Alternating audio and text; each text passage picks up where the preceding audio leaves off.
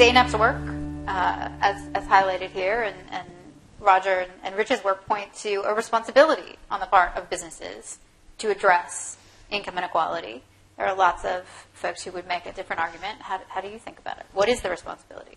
Yeah, I joked about when Roger and Jennifer invited me to come up, I joked and said I would come up and sit on the panel and say, everything's fine. What is the problem? There are people who think that essentially everything is fine.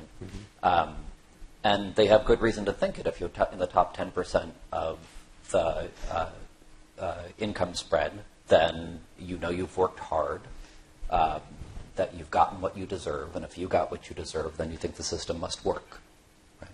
I think there's increasing evidence, and you discount all sorts of things like privilege and luck, and the understanding that there are a lot of people who work incredibly hard and don't get anywhere close to what they deserve.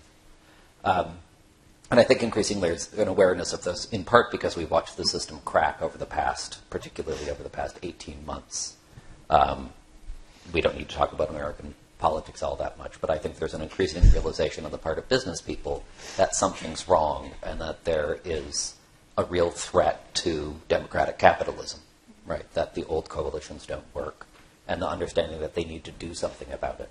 At the same time, I think there are a lot of people in the business community who who know that their job is to raise the share price for their shareholders. That is job one, and that's the end of it. That's a very, very clear mandate for what they're supposed to do, and they feel the pressure from their shareholders and from activist investors to simply raise the share price, and yet they know that the things that they need to do to make that happen are not the things that are best for the long-term health of the company. And I think that many of them are finding themselves caught between those two imperatives and not quite sure what to do. There's also, if you're running a corporation, there's probably a pretty good chance that you're on the older side of things. You get a chance to think about retiring, and maybe this isn't so much your problem.